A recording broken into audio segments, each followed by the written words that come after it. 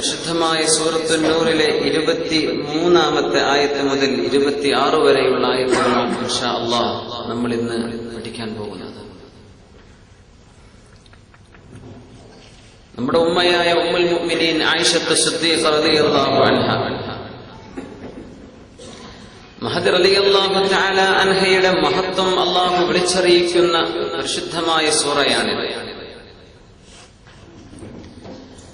ആ സംഭവ ചരിത്രം, മഹദിയുമായി ബന്ധപ്പെട്ട റസൂലുള്ളാഹി സ്വല്ലല്ലാഹു അലൈഹി വസല്ലമ തങ്ങൾക്ക് വേദനയുളവാക്കിയ ആ സംഭവം വിവരിച്ചുകൊണ്ടിരിക്കെ അതിന്റെ ഇടയിൽ മഹാനായ അബൂബക്കർ സിദ്ദീഖ് റളിയല്ലാഹു അൻഹു, അവരുടെ ഉപ്പയാണ്, നമ്മുടെ ഖലീഫയാണ്, നമ്മുടെ ഇമാമാണ്, മഹാനായ സിദ്ദീഖുൽ അക്ബർ റളിയല്ലാഹു തആല അൻഹുവിന്റെ മഹത്വവും അവരെടുത്ത ഒരു തീരുമാനത്തിൽ ഒരു തിരുത്തൽ വേണമെന്ന അള്ളാഹുവിന്റെ ഒരു നിർദ്ദേശവുമായിരുന്നു കഴിഞ്ഞ ക്ലാസ്സിൽ നമ്മൾ മനസ്സിലാക്കിയത്.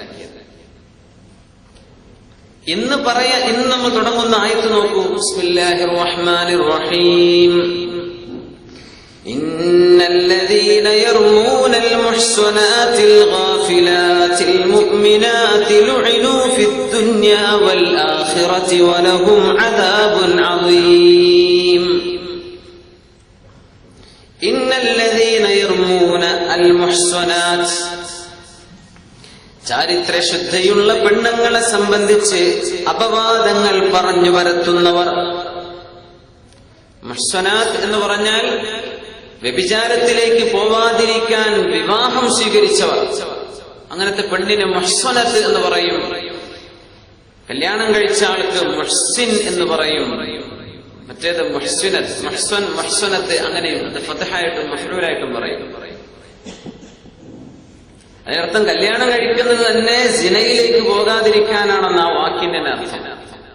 കല്യാണം കഴിച്ച ആളുകൾ ഇന്ന് സിന ഉണ്ടാവുക എന്ന് പറഞ്ഞാൽ അത്യധികം വേദനാജനകമാണ്, വളരെ വളരെ മോശമാണ് എന്നീ ഒരൊറ്റ വാക്കിന്റെ അർത്ഥമുണ്ട്. മുഹ്സൻ, കല്യാണം കഴിക്കണത് തന്നെ ഈ വക ഷർറിലേക്കൊന്നും പോകാതിരിക്കാനാണ്, വിവാഹം ചെയ്യുന്നത്. അപ്പൊ അങ്ങനത്തെ പെണ്ണുങ്ങൾ അവര് സിനയിലേക്ക് പോകാതിരിക്കാൻ വിവാഹിതരാണ്, അവർക്കാണ് മുഹ്സനത്ത് എന്ന് പറയാം. അതോടൊപ്പം തന്നെ അവർ സ്വതന്ത്രകളാണ് എന്ന് പറഞ്ഞ അടിമകളല്ല. ഇമാ എന്നാണ് അടിമകൾക്ക് പറയാം. ഇന്ന് അങ്ങനത്തെ ഒരു സ്ലൈവ് സിസ്റ്റം ഒന്നും ഇല്ല. പക്ഷെ അന്ന് അങ്ങനെ അടിമ സമ്പ്രദായങ്ങൾ ഉണ്ടായിരുന്നു.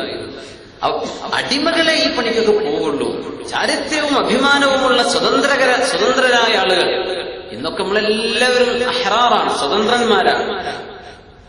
47 മുമ്പ് നമ്മൾ അഹ്റാർ തന്നെയാണ്, സ്വതന്ത്രന്മാർ തന്നെയാണ്. അതിന്റെ ശേഷമൊക്കെ അഹ്റാർ തന്നെയാണ്, സ്വതന്ത്രന്മാർ.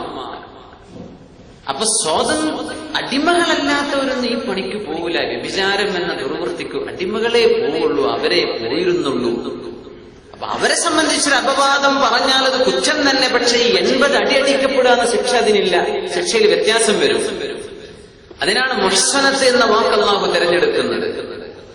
അഭിമാനത്തിൽ ജീവിക്കുന്ന മനുഷ്യന്മാർ. സുബ്ഹാനല്ലാഹ്. അപ്പോ ഇന്നല്ലദീന യർമൂനൽ മുഹ്സനാതിൽ ഗാഫിലാത്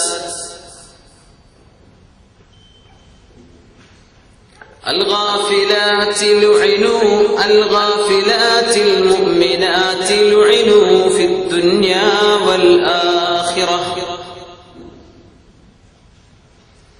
ചാരിത്രശുദ്ധിയുള്ള മുഅ്മിനത്തുകളായ പെണ്ണുങ്ങൾ, തിന്മയെ സംബന്ധിച്ച് ചിന്തിക്കുക പോലും ചെയ്യാത്തവർ, അൽ ഗാഫിലാത്തി, അശ്രദ്ധരായി നിൽക്കുന്നവർ. അശ്രദ്ധ, അങ്ങനത്തെ ഒരു വിഷയത്തെ സംബന്ധിച്ചൊന്നും ഒരു ചിന്തിക്കുക പോലുമില്ല, അങ്ങനെ അതിലൊക്കെ അശ്രദ്ധയിലായിരിക്കുന്നവർ.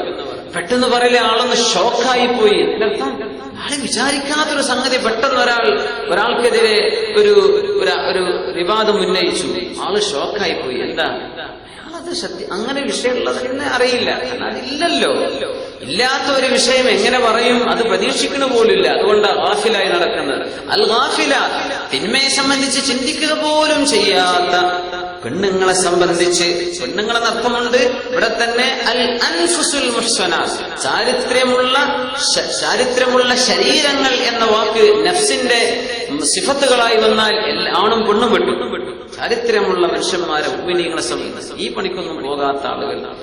മുഅ്മിനീങ്ങൾ സത്യവിശ്വാസിനികളും വിശ്വാസികളുമായവരെ സംബന്ധിച്ച് വ്യഭിചാര ആരോപണം നടത്തുന്നവർ ലുഇനൂ ഫിദ്ദുനിയാ വൽ ആഖിറഹ്, അവർ ദുനിയാവിലും ആഖിറത്തിലും ശപിക്കപ്പെട്ടവരാണ്.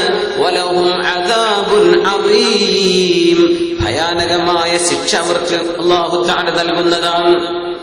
യൗമ തശ്ഹദു അലൈഹിം അൽസിനതുഹും വഅയ്ദീഹിം വഅർജുലുഹും ബിമാ കാനൂ യഅമലൂൻ, അവർ ചെയ്ത തിന്മകൾക്കെതിരെ അവർക്കെതിരെ സാക്ഷികളായി അവരുടെ നാവുകളും അവരുടെ കൈകളും കാലുകളും സാക്ഷി പറയുന്ന ദിവസം.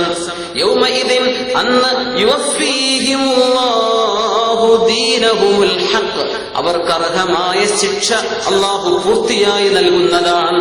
വയഅലമൂൻ, അവർക്ക് മനസ്സിലാവുകയും ചെയ്യും അന്നല്ലാഹ ഹുവൽ ഹഖുൽ മുബീൻ, അല്ലാഹു ഹഖാണെന്നും അല്ലാഹു കാര്യങ്ങൾ എത്രയും വ്യക്തമാക്കി പറഞ്ഞു തരുന്നവനാണെന്നും അന്ന് പരലോകത്ത് അവർക്ക് ബോധ്യപ്പെടും. അതുകൊണ്ട് അൽ ഖബീസാതു ലിൽ ഖബീസീൻ, തിന്മ ചെയ്ത് നടക്കുന്ന പെണ്ണുങ്ങൾ തിന്മ ചെയ്യുന്ന പുരുഷന്മാർക്ക് യോജിക്കുകയുള്ളൂ. വൽ ഖബീസൂന ലിൽ ഖബീസാത്ത്, തിന്മ ചെയ്ത് നടക്കുന്ന പുരുഷന്മാർ അവർ യോജിക്കുന്നത് ഈ തിന്മ കൊണ്ട് നടക്കുന്ന പെണ്ണുങ്ങൾക്ക് തന്നെയും. വത്തൊയ്യിബാതു ലിത്തൊയ്യിബീൻ, നല്ല ജീവിതത്തിൽ ശുദ്ധിയോടുകൂടെ ജീവിക്കുന്ന പെണ്ണുങ്ങൾ അവർ യോജിക്കുന്നത് ലിത്തൊയ്യിബീന, ശുദ്ധിയുള്ള പുരുഷന്മാർക്കാണ്. വത്തൊയ്യിബൂന ലിത്തൊയ്യിബാതി, ശുദ്ധിയുള്ള പുരുഷന്മാർ അവർക്ക് യോജിക്കുന്നത് ശുദ്ധിയുള്ള പെണ്ണുങ്ങളും. ഉലൈക, ഹാനായ സഫ്വാൻ ഇബ്നു മുഅത്തിൽ റളിയല്ലാഹു അൻഹും ആയിഷത്തു സിദ്ദീഖ റളിയല്ലാഹു അൻഹയും മുബറഊന മിമ്മാ യഖൂലൂൻ, അവിശ്വാസികളും കപടവിശ്വാസികളും പറയുന്ന തിന്മയിൽ നിന്ന് ഇവരൊക്കെ നിരപരാധികളാണ്. ലഹും മഗ്ഫിറ, അവർക്ക് അല്ലാഹു എമ്പാടും പുറത്തു കൊടുക്കുന്നുണ്ട്. വറിസ്ഖുൻ കരീം, മാന്യമായ പ്രതിഫലം അല്ലാഹു നൽകുകയും ചെയ്യും. ഈ പറഞ്ഞതൊക്കെ ആയിഷ ബീവി റളിയല്ലാഹു അൻഹയുടെ ആ സംഭവവുമായി ബന്ധപ്പെട്ടുകൊണ്ടാണ്. കഴിഞ്ഞ ക്ലാസ്സിൽ നമ്മൾ മനസ്സിലാക്കിയ ആ ഒരായത്ത്, ولا يأتل أولو الفضل منكم والسعة أن يؤتوا أولي القربى والمساكين والمهاجرين في سبيل الله وليعفوا وليصفحوا ألا تحبون أن يغفر الله لكم والله غفور رحيم. സിദ്ദീഖുൽ അക്ബർ റളിയല്ലാഹു അൻഹു അവരുടെ ഉമ്മയുടെ സഹോദരീപുത്രനായ മുഹാജിറായ മിസ്കീനായ ബന്ധുവായ മിസ്തഹ് ബിൻ ഉസാസ റളിയല്ലാഹു അൻഹുവിന് ഇനി ഞാനൊന്നും കൊടുക്കൂല എന്ന് പറഞ്ഞപ്പോ സിദ്ദീഖ് എന്നവരെ, നിങ്ങളങ്ങനെ സത്യം ചെയ്യരുത് കേട്ടോ, പുറത്തു കൊടുക്കി, മാപ്പാക്കി കൊടുക്കി. അലാ തുഹിബ്ബൂന അൻ യഗ്ഫിറല്ലാഹു ലക്കും, അല്ലാഹു നിങ്ങൾക്ക് പുറത്തു തരാൻ നിങ്ങൾ കൊതിക്കുന്നില്ലയോ സിദ്ദീഖ് റളിയല്ലാഹു അൻഹു, നിങ്ങൾ മാപ്പാക്കി കൊടുക്കി, അല്ലാഹു നിങ്ങൾക്ക് മാപ്പാക്കി തരും. വല്ലാഹി ഇന്നി ഉഹിബ്ബു അൻ യഗ്ഫിറല്ലാഹു ലി, അല്ലാഹു എനിക്ക് പുറത്തു തരണമെന്ന് ഞാൻ കൊതിച്ചു പോകുന്നു. അതുകൊണ്ട് ഞാൻ എന്റെ തീരുമാനം മാറ്റി, ഞാൻ മിസ്തഹന്നവർക്ക് ഇനി ഞാൻ നൽകിക്കൊണ്ടിരുന്ന എന്റെ സഹായം ഒരിക്കലും നിർത്തിവെക്കാതെ ഞാൻ കൊടുക്കുക തന്നെ ചെയ്യും. ആ പറഞ്ഞത് ആയിഷ ബീവി റളിയല്ലാഹു അൻഹയുടെ സംഭവവുമായി ഡയറക്റ്റ് ബന്ധമില്ലാത്തൊരു സംഗതിയാണ്. അത് ഈ അപവാദ പ്രചരണത്തിന്റെ ഭാഗമല്ല, അത് അല്ലാഹു ഇതിന്റെ ഇടക്ക് പറഞ്ഞത്. ഇനി നമ്മൾ ചർച്ച ചെയ്യുന്ന ആയത്തുകളാണെങ്കിലോ മേലുദ്ധരിച്ച മെയിൻ നമ്മുടെ കോർ ഓഫ് ദ സബ്ജക്ട്, എന്ത് വിഷയത്തിന്റെ മർമ്മപ്രധാനമായ ഭാഗമായിരുന്നോ ചർച്ച ചെയ്തത് അതിലേക്ക് വരികയാണ് ഒന്നുകൂടെ അല്ലാഹു തആല ഈ വിഷയം അവസാനിപ്പിക്കുകയാണ്. 23 മുതൽ 26 വരെയുള്ള ആയത്തുകൾ നമ്മൾ ഇന്നലെ കഴിഞ്ഞ ക്ലാസ്സിൽ മനസ്സിലാക്കി. 22ാമത്തെ ആയത്താണെങ്കിലോ സിദ്ദീഖ് റളിയല്ലാഹു അൻഹു ദാനം ചെയ്തിരുന്നത്, സഹായം ചെയ്തുകൊണ്ടിരുന്നത് നിർത്തിവെക്കല്ലേ, അത് നിങ്ങൾ തുടർന്നോളൂ എന്ന് അല്ലാഹു തആല പറയുന്ന ആയത്താണ്. എന്താണ് ഇങ്ങനെ അല്ലാഹു ആ വിഷയത്തിന്റെ ഇടക്കൊന്ന് കയറി പറയാൻ എന്താണ് കാരണം?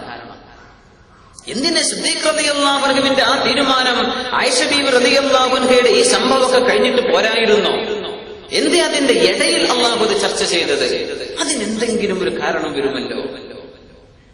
സുബ്ഹാനല്ലാഹ്. അതിന് ഹാന്മാരായ മുഫസ്സിരീങ്ങൾ, ഹാന്മാരായ ഉലമാക്കൾ പറയുന്നത്, ഏതൊരു തർക്കവും ഏതൊരു സംഘട്ടനവും ഏതൊരു യുദ്ധവും ആ യുദ്ധത്തെ ചുറ്റിപ്പറ്റി റിസ്കുമായി ബന്ധപ്പെടുന്ന ഒരു വിഷയം എല്ലായിടത്തും ഉണ്ടാകും.